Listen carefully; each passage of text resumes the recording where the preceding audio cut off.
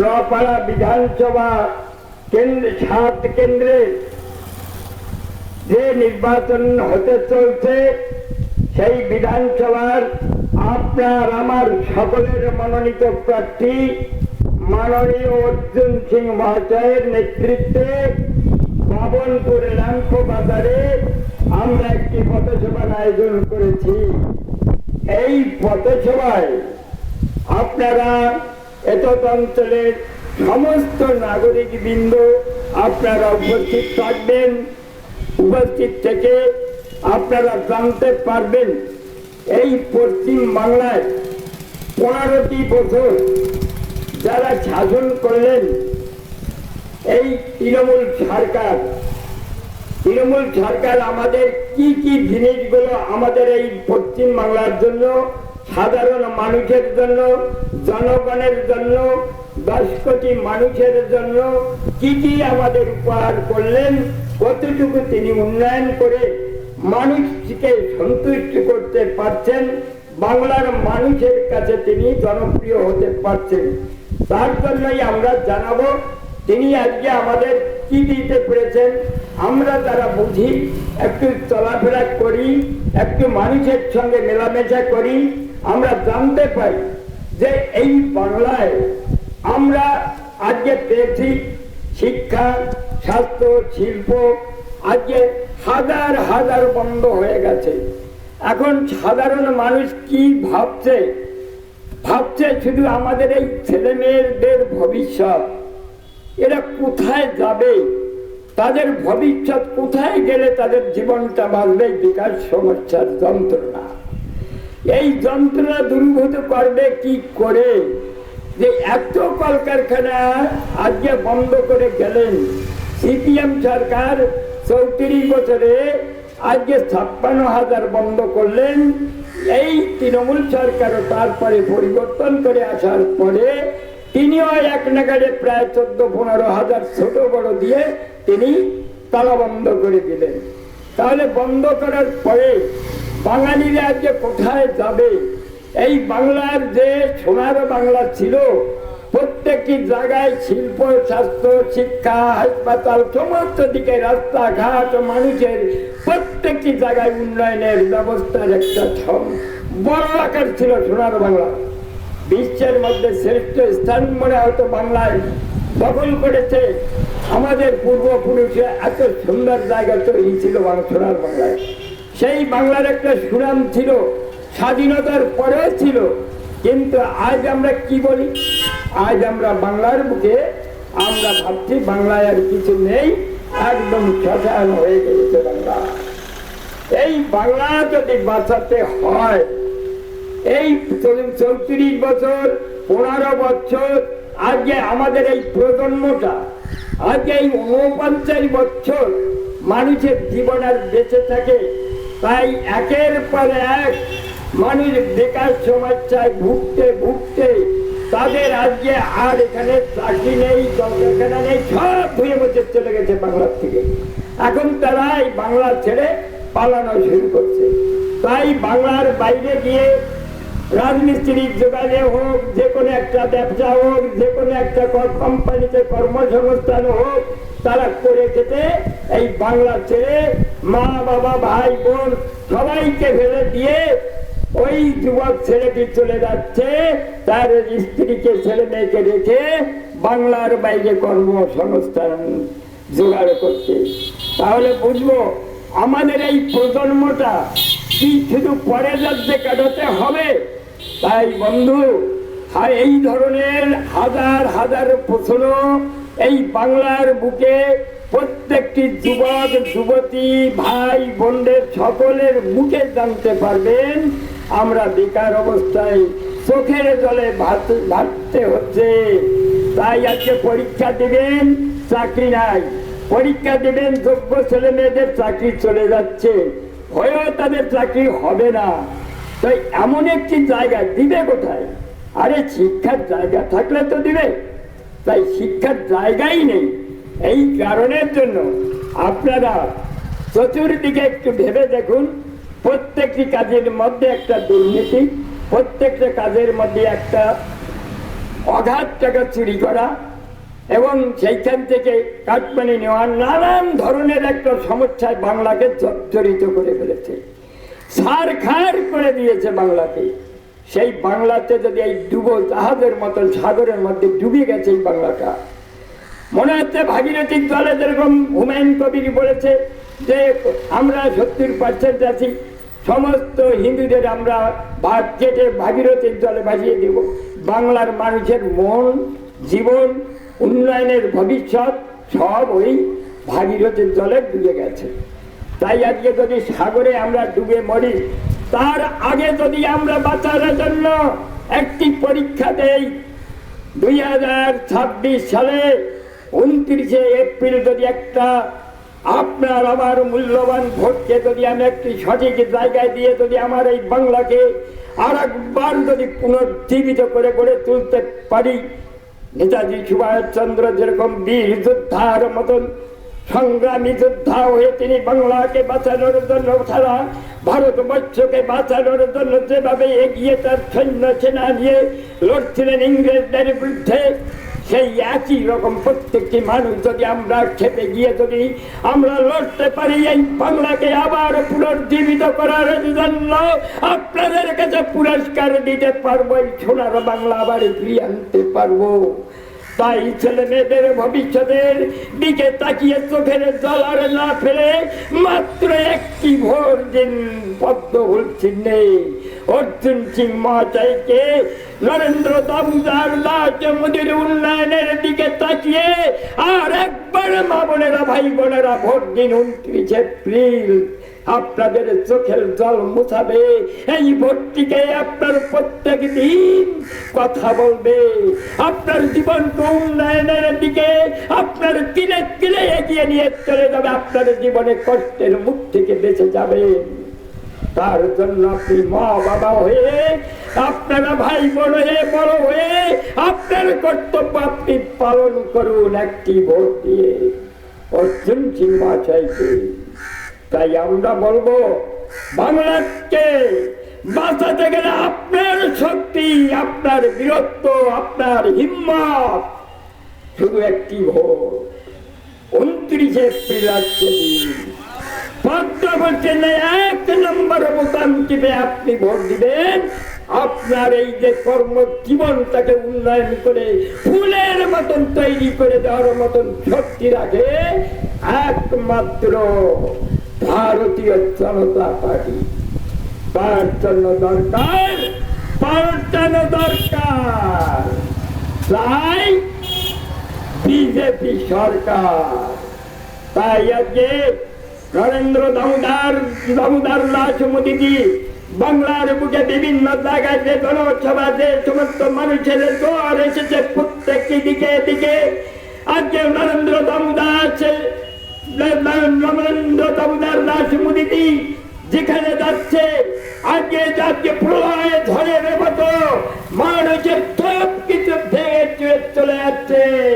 আজকে প্রধানমন্ত্রীর মিটিং এর জনসভায় এবং তিনি শুনতে পাচ্ছেন মানুষে যে তিনি কি বলছেন বাংলার জন্য, কি কি উন্নয়ন করতে চেয়েছে, আজকে বাংলাকে কত বড় এই জায়গায় পৌঁছে দিতে তার মনোভাব, তার যে চিন্তা ভাবনা উদ্দেশ্য।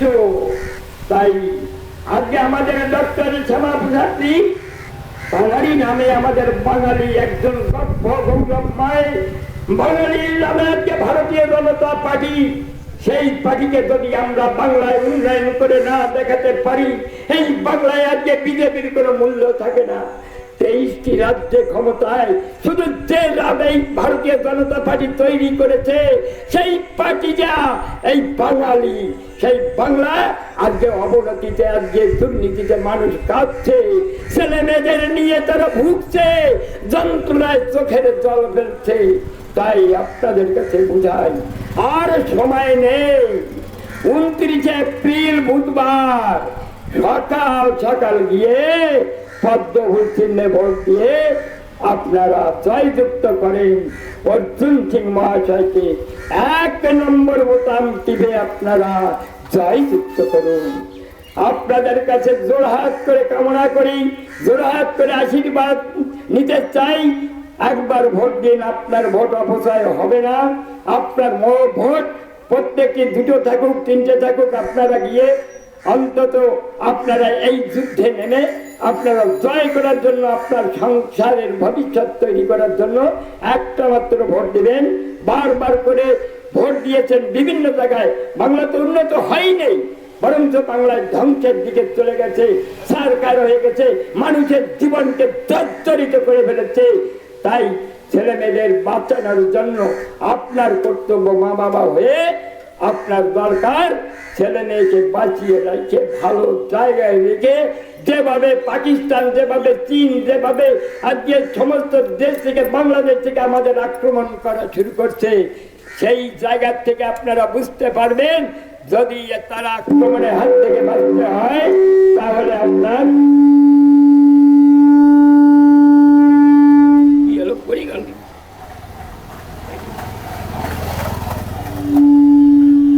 তাই বন্ধু আপনাদের কাছে অনুরোধ, আমি বেশি বক্তব্য রাখবো না, কর্তব্য আপনাদের সকলেরই কর্তব্য। যদি বাংলাকে বাঁচাতে হয় পরিবর্তন আপনারা এই বাড়ি করেন।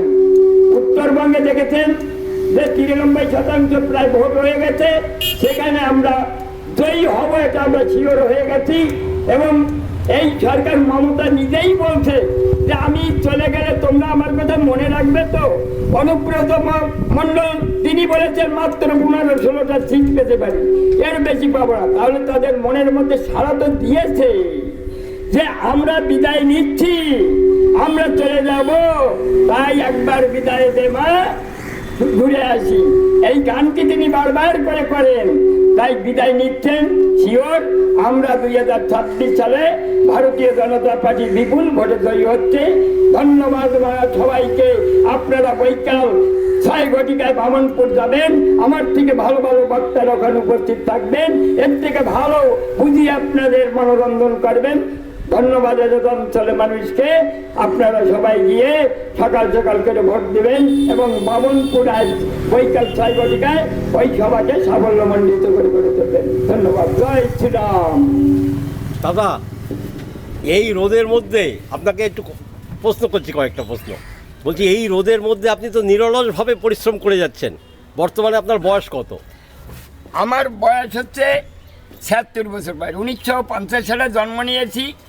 সেই জন্মের থেকে একবার পাকিস্তান ছেড়েছি 1964 সালে। আর সেখান থেকে এসে যে দুর্ভোগ ভুগছি আমরা, এই বাংলার এক কবরে পালিয়ে আসতে হয়েছে আমাদের। যে অত্যাচার করেছিল আমার কাছ থেকে 4টি মেয়ে, ওই উজনির খায়ের মেয়া ফরিদপুর বাড়ি, তিনি আমার যাত্রাবাড়ির থেকে কেড়ে নিয়ে চলে বন্দুক থেকে নিয়ে গেছিলেন। তখন সেই যন্ত্রণাতে এই পাকিস্তান ছেড়ে আমি এই দেশে আসতে বাধ্য হয়েছিলাম। এসে প্রচুর কষ্ট করেছি, দেশ বিদেশে কষ্ট করে কোনো মতে একটু আশ্রয়ের জোগাড় করে বসবাস করছি। সেখানে দেখলাম এই কংগ্রেস, এই সিপিএম এবং তৃণমূল তারা বিভিন্ন দিন 78 বছর ধরে শাসন করছে। বাংলা ধীরে ধীরে একদম সরকার হয়ে তারা জ্বলে পুড়ে যাওয়ার মতন অবস্থা। এখানে কোনো শিক্ষা নাই, স্বাস্থ্য নাই, কিছুই নেই, বেহাল অবস্থা। মানুষ কেঁদে বেড়াচ্ছে পথে ঘাটে। শিক্ষিত ছেলেমেয়েরা, যোগ্য ছেলেমেয়েরা তারা কেঁদে বেড়াচ্ছে। চোখের জল আমাদেরও বেরোচ্ছে, মা বাবা গার্জেন হয়ে আমরা তাদের দেখতে পাচ্ছি না। যেরকম অভয়ের মাকে যেভাবে তার মেয়েটিকে, একটি মাত্র মেয়ে, তাকে যেভাবে জীবনটাকে ক্ষত বিক্ষত করে তাকে মেরে ফেলা হলো, এত বড় ডাক্তারকে আমরা সারা ভারতবর্ষ, সারা দেশ এবং বিশ্ব জুড়ে তার প্রতিবাদ করা হয়েছিল। সেখানে আমরা ফল পাইনি।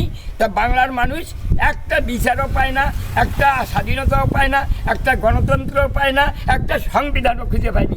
অতএব আমাদের লড়তে হবে, নিজেই লড়তে হবে। মৃত্যুকে ভয় করি না, বীরের মতন জয় করে এই বাংলাকে জয় করবো। নেতাজি সুভাষের এবং আম্বেদকরজির, শ্যামাপ্রসাদজির এইরকম আমাদের মহান মুনি ঋষিদের কথা আমরা ভেবে পথে লড়ছি, প্রতিবাদ করছি, এই অন্যায়ের প্রতিবাদ করব। এই বলেই আমাদের এই বাংলাকে স্বাধীন করতে আবার নতুন জীবন দেব, সোনার বাংলা করব। আমরা শিক্ষা স্বাস্থ্য আমরা গড়ে তোলার জন্য আমরা এই দাবি জানাচ্ছি, মানুষের কাছে আমরা অনুরোধ জানাচ্ছি। আমরা প্রত্যেকটি মানুষের কাছে একই কথা বলি, বাংলাতে যদি উন্নয়ন করতে হয় একবার মাত্র বিজেপিকে ভোট দিয়ে আপনারা পরীক্ষা করুন, দেখেন আমরা বাংলাকে উন্নয়ন করতে পারি কি না। আমাদের 21টি 22টি রাজ্যে শাসন করছি, এই শাসন নিশ্চয়ই আপনারা দেখতে পারবেন চোখে, আপনার প্রত্যেকটি জায়গায় আপনার দেখতে পারবেন। দাদা, আপনি এই অঞ্চলে বিজেপি পার্টির কি পদে আপনি আছেন? আমি একজন উদ্বাস্ত লোক, শরণার্থী হিসাবের মতোই। না, কোনো প্রশাসনিক কোনো পদে তো না, প্রশাসনিক পদে নেই। আমি আছি আমার ভারতীয় জনতা পার্টির উদ্বাস্ত ছেলের রাজ্য কমিটির আমি একজন সহসভাপতি। রাজ্য কমিটির উদ্বাস্তু সেল।